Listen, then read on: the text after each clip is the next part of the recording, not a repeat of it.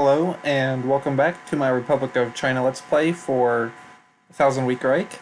Right now we are getting ready to... Oh, we actually got this, but we're getting ready to secure Tibet, and we are also currently getting the Eternal President. We got the Cult of Personality, follow the great example of Generalissimo Chang, remember the virtues of the three principles of the people, long live the great president. These were the slogans adorning the walls and halls of the new limited factory in Zhangzhou, bustling with activity and the newest machinery money could buy. Its purpose was on the nose as the slogans on its walls. The least it was at least the private opinion of foreman Wang Zhejiang. Propaganda in a factory produced propaganda articles. Subtly was truly not in Jing's strength. At least they were not torturing them yet with those horrid songs they claimed the marshal had written themselves. His sons had complained endlessly over how the Japanese singers on the radio had so much better recording equipment than the Chinese ones. Defeated again, apparently all of the different types of crap they hurled out still amazed him. Posters, flags, portraits, slings, and most of all, simple consumer goods with the KMT or Chang logo slapped on. Despite all this, he liked his job. Pay was good, working conditions above average, and for once his boss cared more for the quality of the work than its quantity. Nobody wanted a banner which misspelled the three principles of the people, or worse yet, a portrait of the president's face horribly misfigured. And all it cost him was a little donation to the mayor's office. Surely some things never changed.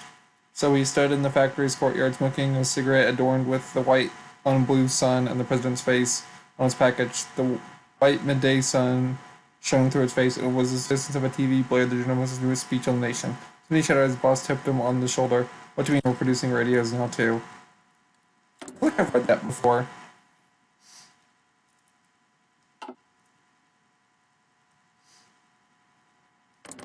How strong are you? You know what?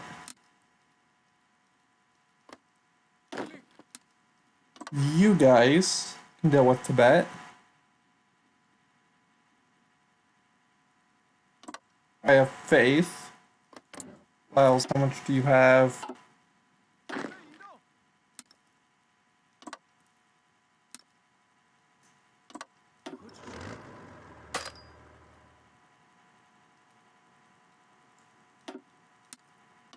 And you guys too. We're going to go in and get started on securing Laos.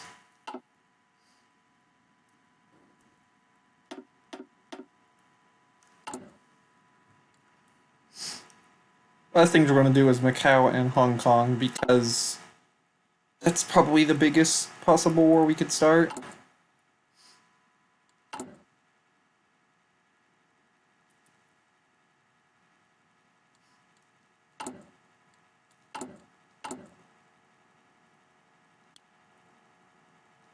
Back there, we'll get some more stuff on anti-tank. Here, anti-tank.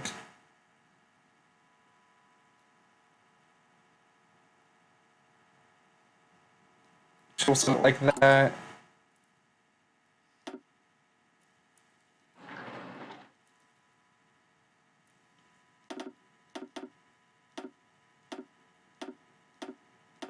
We'll go ahead and get rid of a bunch of infrastructure building.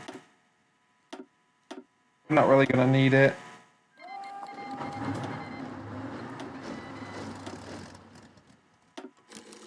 But yeah, I think we can just walk in.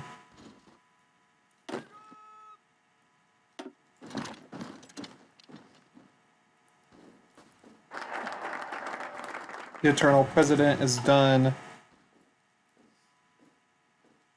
Spin martial law. Cool. The Eternal President. This is gonna be hard to read. Okay.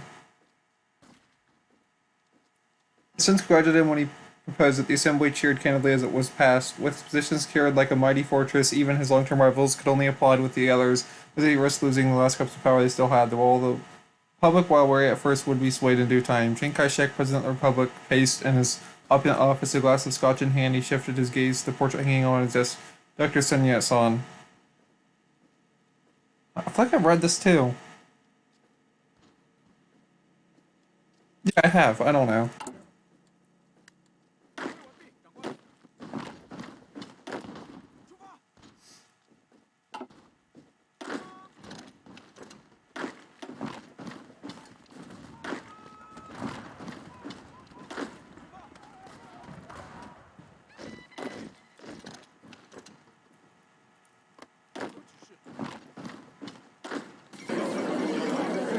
Right, Tibet has capitulated.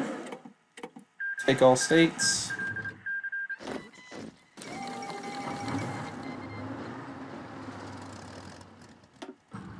China invades Laos. China's foreign secretary interest in the Indochina region in recent years have been clear to see. With the earlier Sino-Vietnamese War, now Nanjing has set its sights on the small nation of Laos. The Chinese troops across the border in an attempt to rapidly seize the country. The Laos has a small population army, terrain is rugged and mountainous, making military invasions more difficult. At the same time, however, few can see this war being a Chinese defeat still with such overwhelming forces and numbers.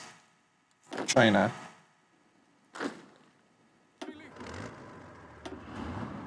That's my tank division.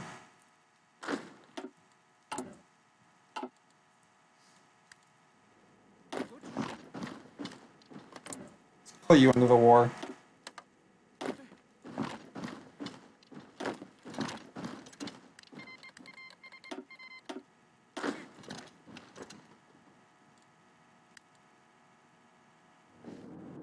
No, they just walk into their capital.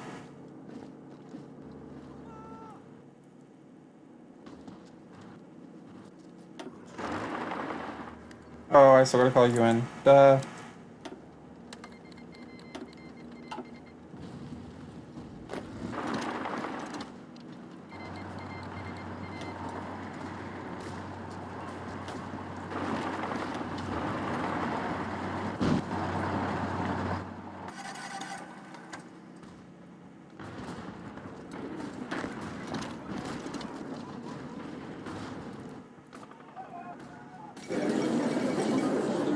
Okay, yeah, that wasn't difficult at all. Cool.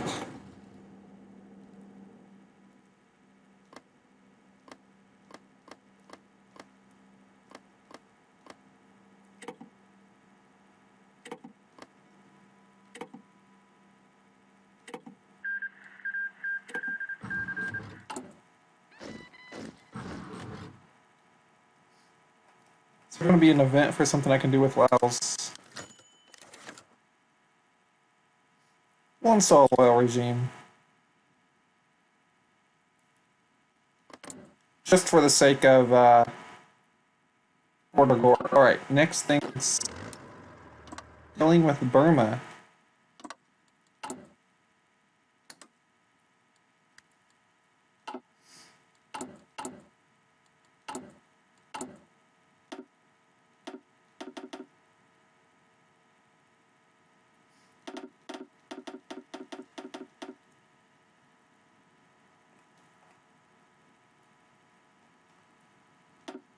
We'll get ready to mass deploy those. We're going to need a bunch more anti-tank.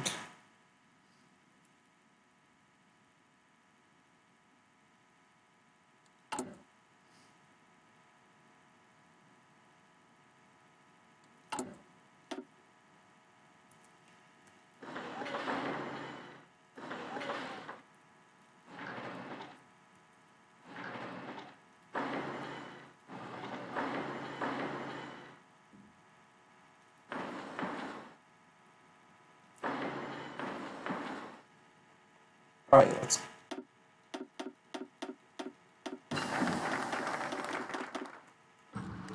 Alright, there we go. That'll get us some more stuff building anti-tanks. The Nanjing years. From 1927 to 1937, the Nanjing decade saw unparalleled stability and economic growth within China. The time till the calamity of war against Japan and the rise of communists caused a significant setback. Now, with China not only stabilized but strengthened, the economic growth ahead increases rapidly. These are the Nanjing years to come.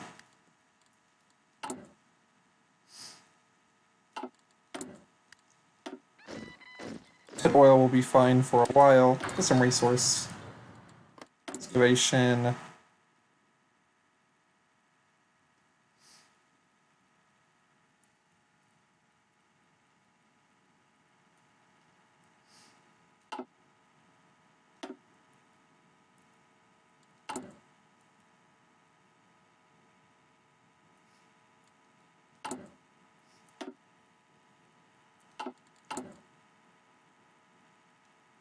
I'll set you up here since you are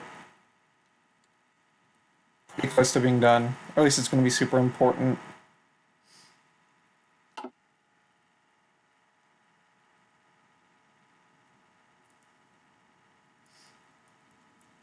If you take a quick look. So we control fair amount to control Burma. Ooh, cool. China invades Burma, formerly a peripheral part of the British Raj before. Perhaps the British rule in the Indian subcontinent, Burma has established itself as an unstable republic between the region of India and Southeast Asia. Now, as Nanjing's ambitions to secure its power over the Asian continent grows, war has come to Burma, which has been invaded by the Chinese forces. Whatever the outcome of this war, there's no doubt increasing Nanjing and its rivals in Delhi and Washington. Alright, we will call everyone in.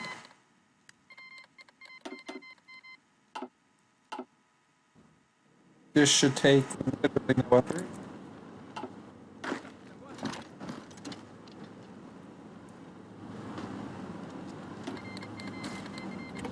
Sure, I'll take the free anti-tank.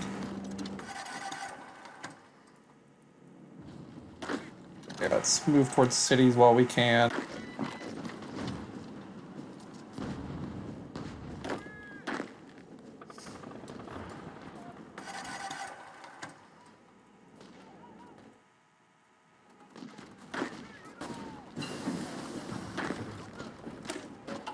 Batch production done.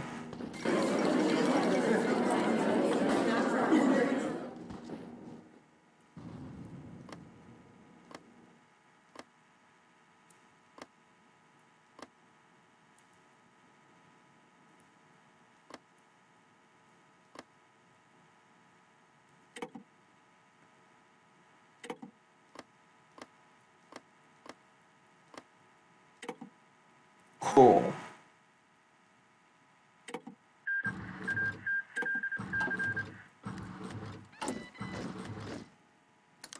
Fate of Burma, divide Burma into two.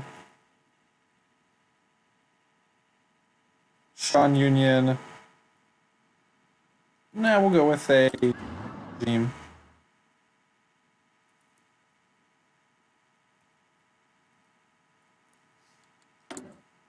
Next, all we have left is Macau and Hong Kong. Here's what we're gonna do. You guys are part of the same faction. So we're gonna go there. The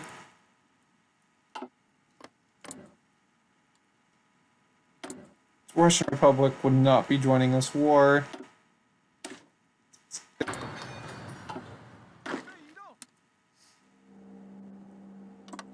We'll deal with Macau first.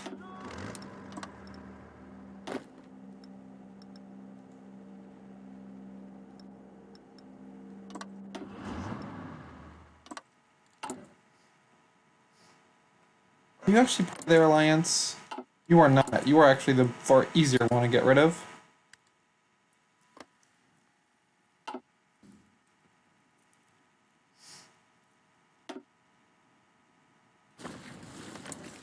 I wish there was a way to go after India.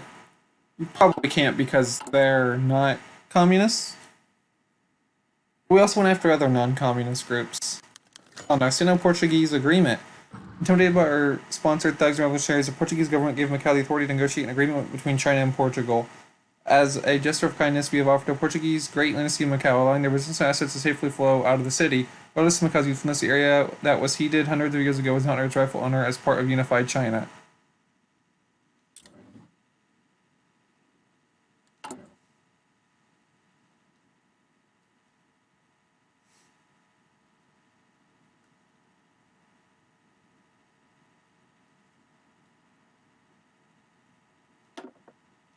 Okay, we still can't upgrade too much. Alright, let's hope this be the end.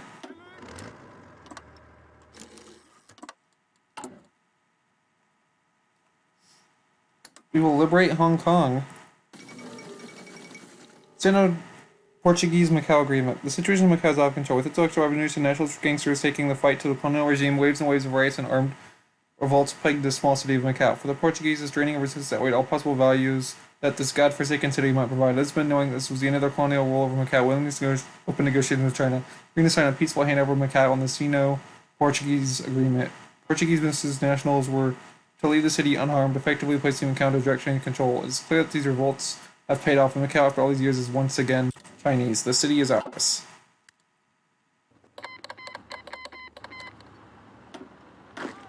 Oh wait, did we get... Okay.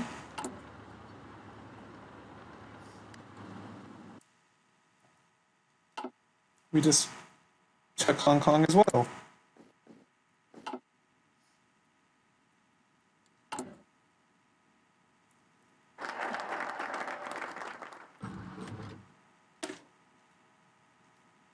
With that done, domestic politics. Chiang has asserted his family is the most powerful in China, yet he must go a step forward. A new political dynasty must be created to pass power to trusted family members and maintain stability for the future. Chiang Kai-Sheck's son, Chiang Chen-ko, will be trained for future position of power.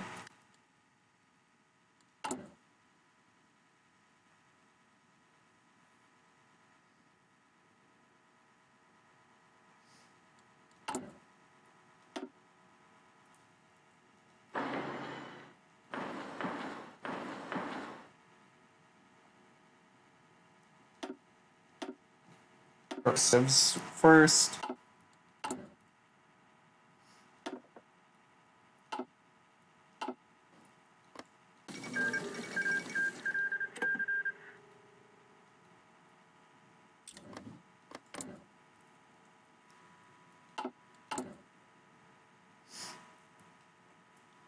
I mean, you can't justify war goals still, right? Yeah, on international focuses. Is there something I'm missing?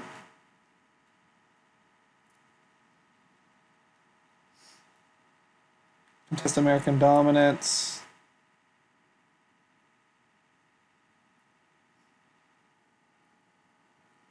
I mean, yeah, that will get us stronger navies, but it won't create any wars. This only happens if we fail.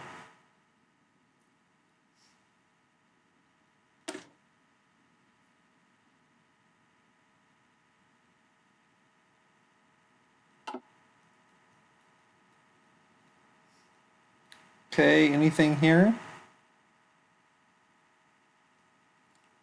No, okay. How does our GDP stack up? We are catching up to America.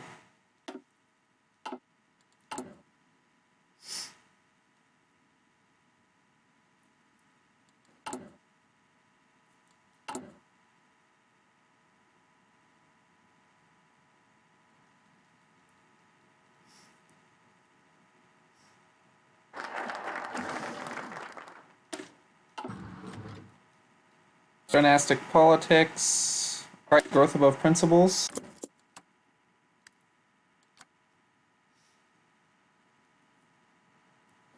I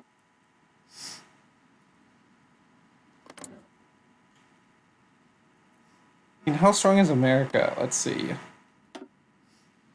We only have 16 to 58 troops.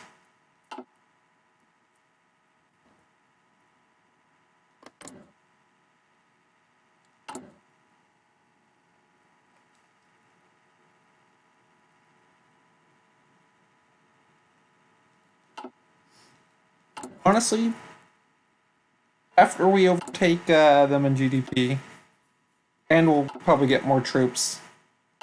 Wait, do we already have more troops in them? I mean, we will. And they have a much bigger Air Force and Navy. But I'm not going to sit here and play and just crank up our Navy and for no reason. It doesn't sound fun.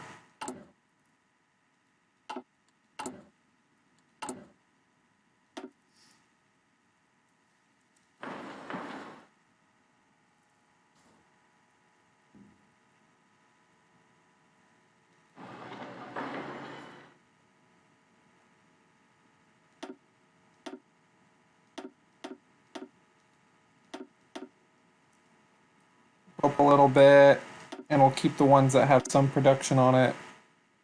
For as far as civilians go, being worked on.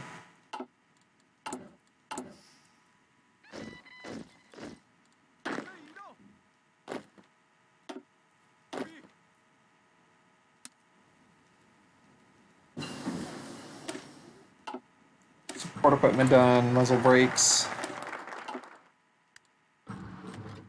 Growth among principles by, I guess, Eastern Seas.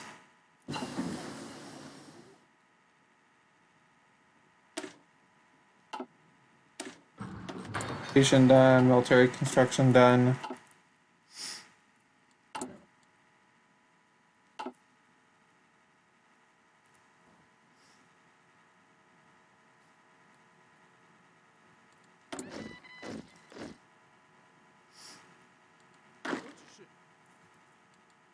Alright, this select half, then one,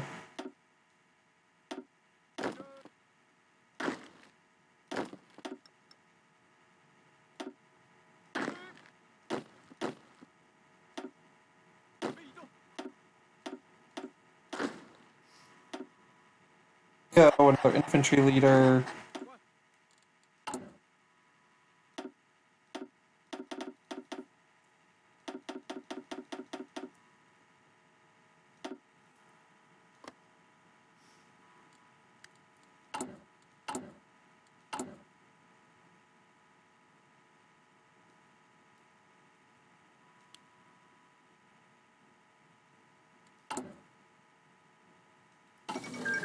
things are not looking too good. Ooh, the Russian Republic. They might have been a threat in the future far, but what is this? Kingdom of Sikkim? Sikkim?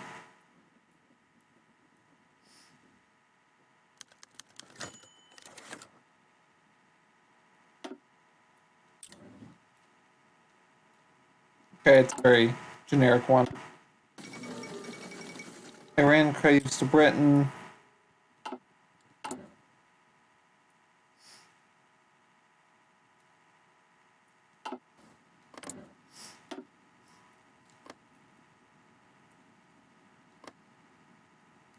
$199. We definitely have more. Then again, this also might be military factories.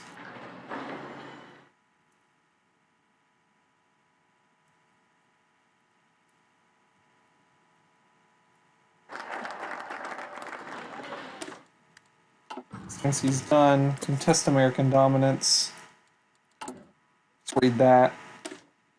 Tigers cannot stay long on the same mountain as we have always known, and the U.S. fleets glide across Chinese territorial waters. We are constantly reminded of it too. Now, for we have only no choice but to accept their presence as given. This will only spur us in our efforts to truly contest American might. Our carrier capabilities are sadly decades away from actualization, but the development of a battleship cruiser fleet will keep our force projection relevant and hopefully help counter the air superiority that carriers bring to the table. This will disturb our so-called friends in Washington, but we have no choice. Transitioning as the global power lies in the balance. Let's say if we didn't go for going against them. Cooperation with the West. Dominance of the Americans in the Pacific is made clear at Iwo Jima, at Guadalcanal, and at the shore.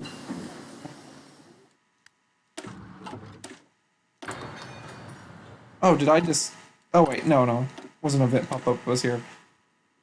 Kyushu, accepting strategical is a better path and will allow us to refocus our capabilities on more reasonable ventures. And in a world with still need of traditional European navies, reasonable as a very allotted to its definition. Foreign assistance will allow us to modernize our navy at a far cheaper cost and will far more thrown into a bargain. It will otherwise have proven possible. Certainly, we'll need to make adjustments as to how far foreign partners will aid us, but China has always been willing to play a pragmatic card, and this arrangement, after all, need only last us a couple decades following our negotiation position is immeasurably approved.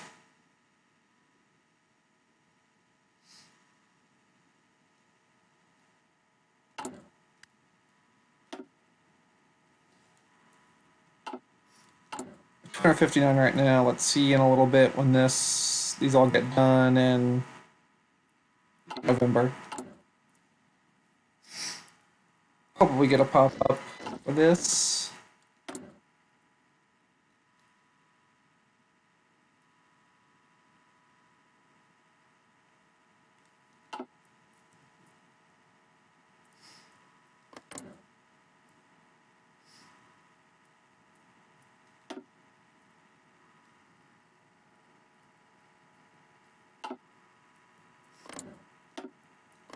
It's kind of sad that we don't even have the largest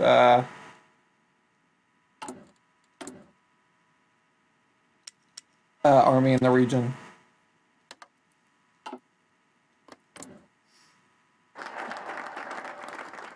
Contest American dominance.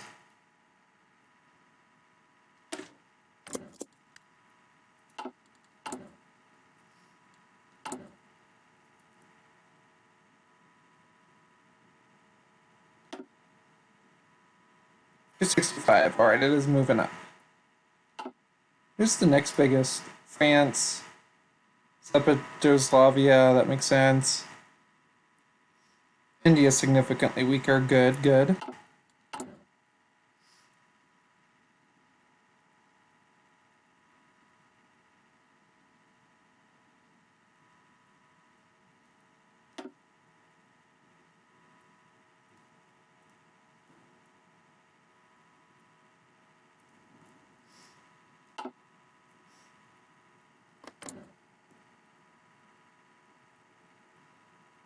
Well, the Americans are not having fun.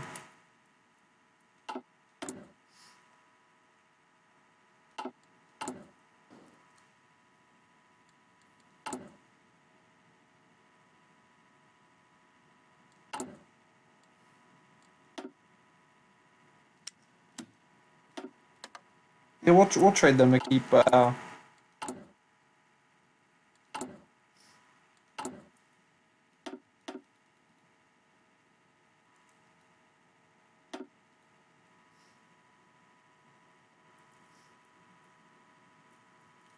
We'll deploy all those lines.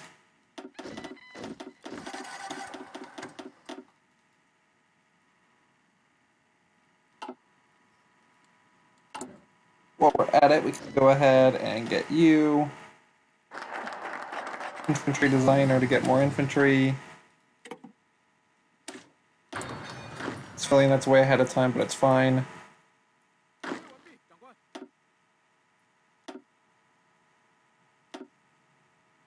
Oh wait, no. Duh. Just like that. Okay. Then 1, 2, 3, 4, 5.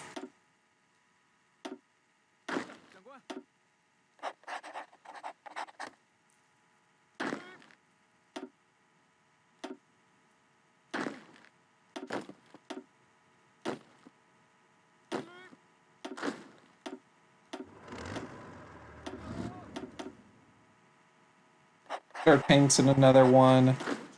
Then you guys can make.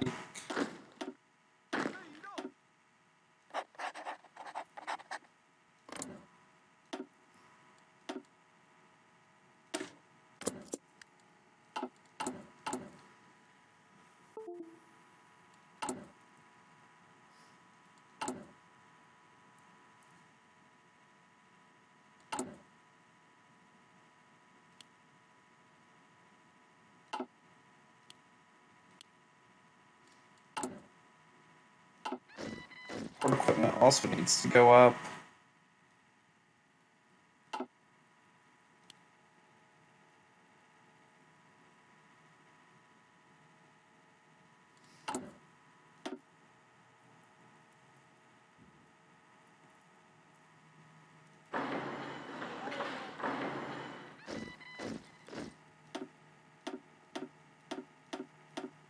A bunch of military factories up there when ready.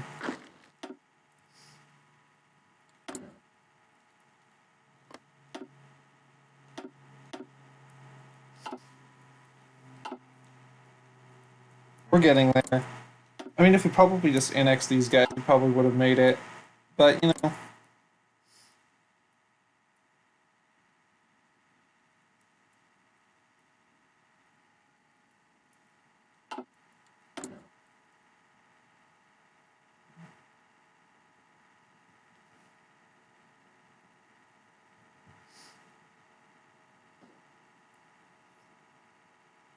Do promises of peace. That's fine. I'll hurt our war support, but fine. Just a little bit more stability would be nice.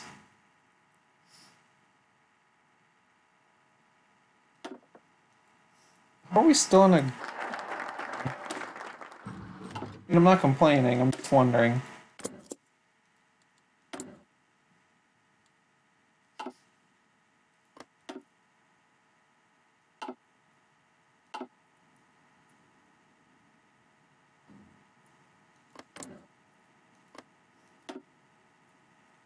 If these largest armies are just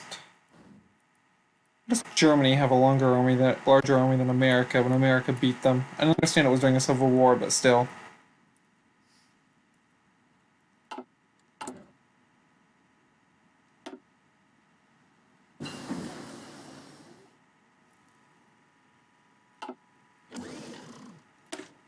Type 57, we're not upgrading that anytime soon.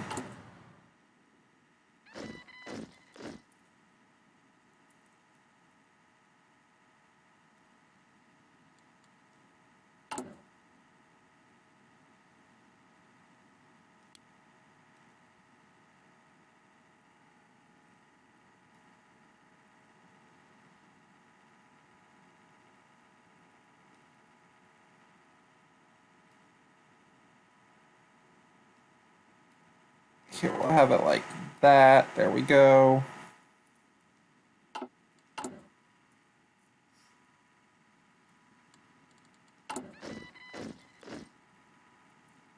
$147 days, 211 days.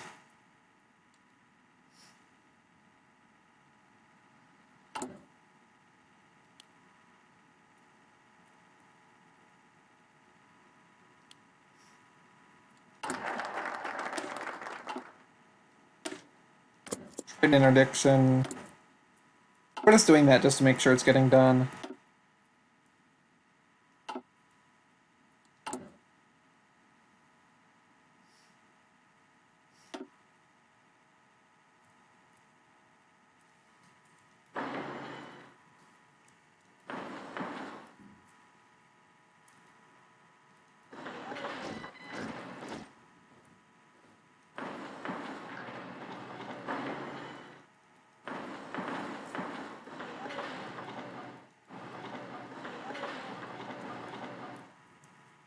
Yeah, these guys built.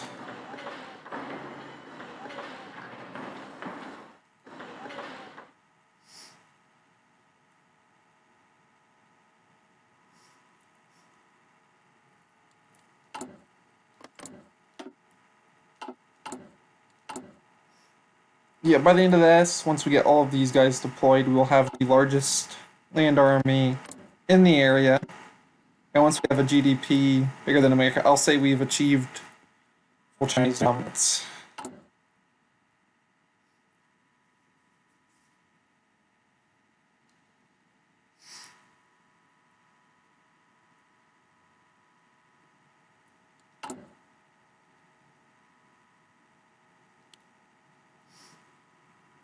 So it's fine.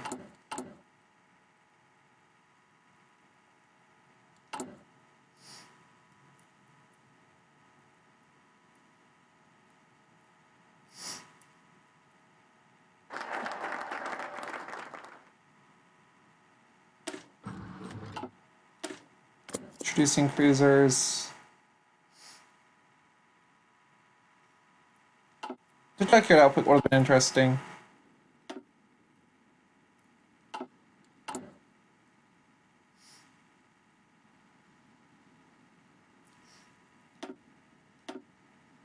Go ahead and march up some of these so we're not building so much infrastructure at once.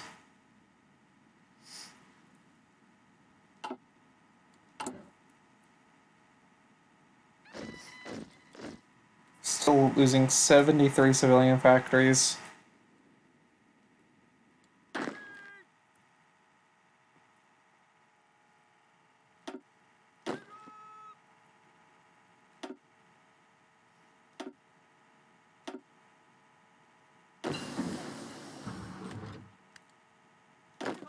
Here, I guess I'll put the infantry with these tanks now.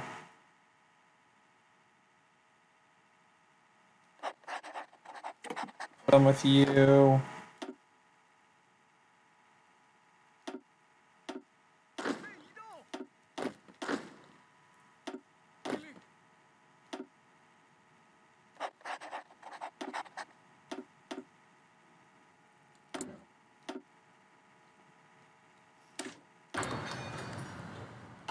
Even further ahead.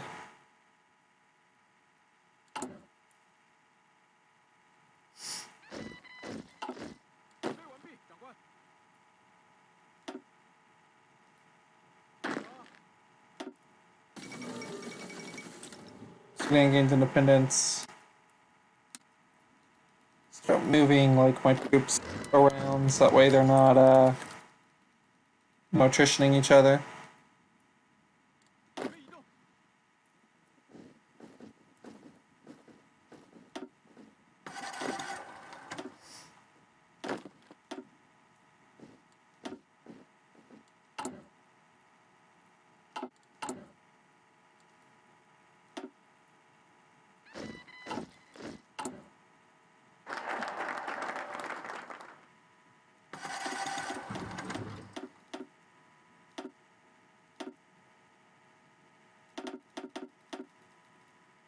I'm actually running out of places to build.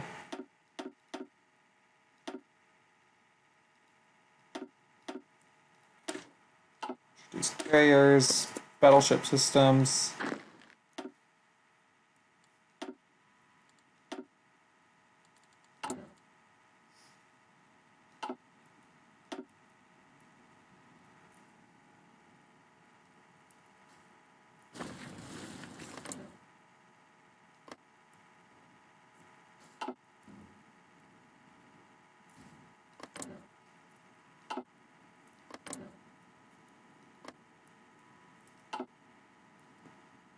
Surprised no one tried to take out the French commune at any point.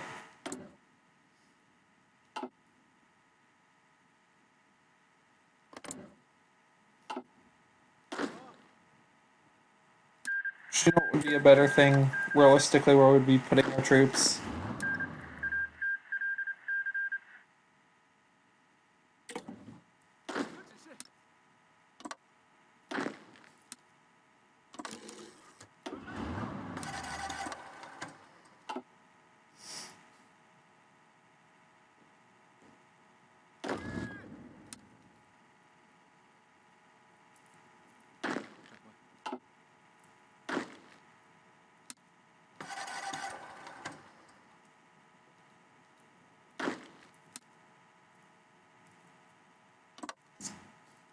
Go for it there, and there.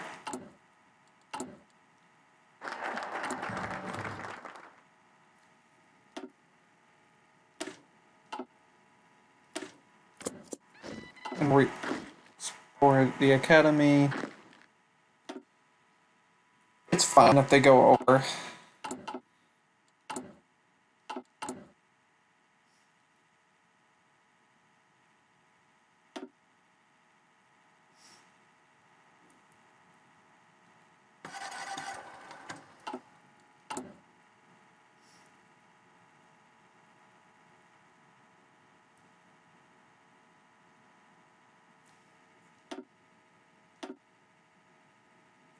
Let's move the ones that are almost done up to the top.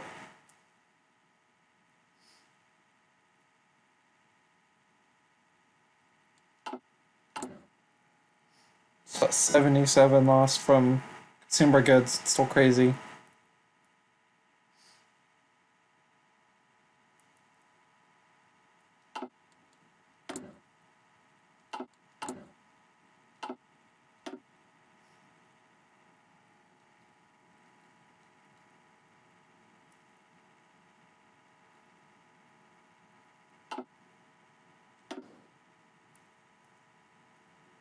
Yeah. Figured we'd have supply somewhere.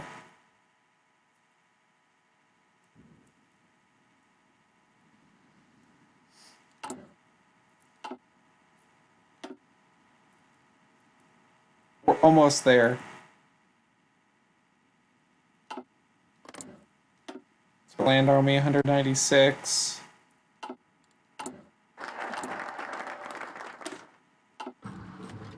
Royal Navy, Blue Sky is over China. We'll just go over that. Deploy, deploy.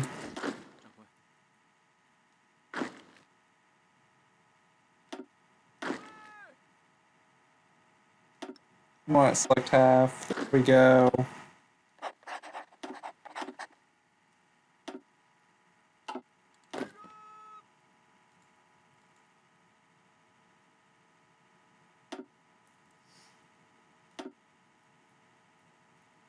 Almost there.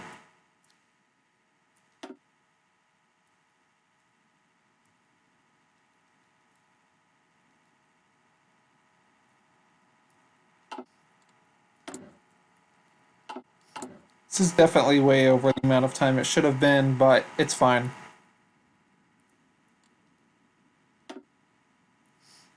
I wonder if events pop up. It would be cool if events popped up when someone became the new largest GDP.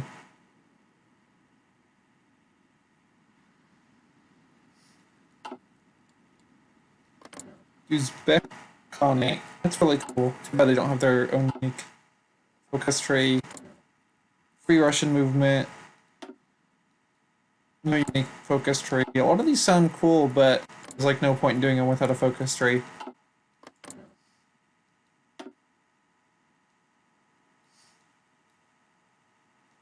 Print looks like it could be fun.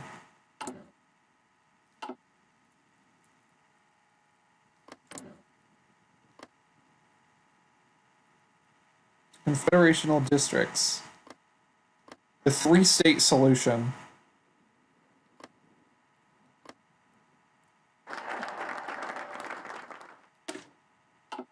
That's hilarious. Okay. Production efficiency, sure. And we've done it. We now have the largest GDP in the world. And I think with that, we can end the series. That's an ugly border, by the way. But besides the point. So, quick thing, I want to talk about my thoughts on the mod. It was a lot of fun. I think I spent too much time preparing by wanting to go through all the economic stuff first. But I still had a lot of fun. The only thing I would really complain about is I feel like I didn't use the UN that much. I think I used it like 2 or 3 times. I wish we did it more. That would be a lot of fun. But anyways, I hope you enjoyed the series. Let me know if you want me to play this mod some more, because I would really like to. And see you in the next series.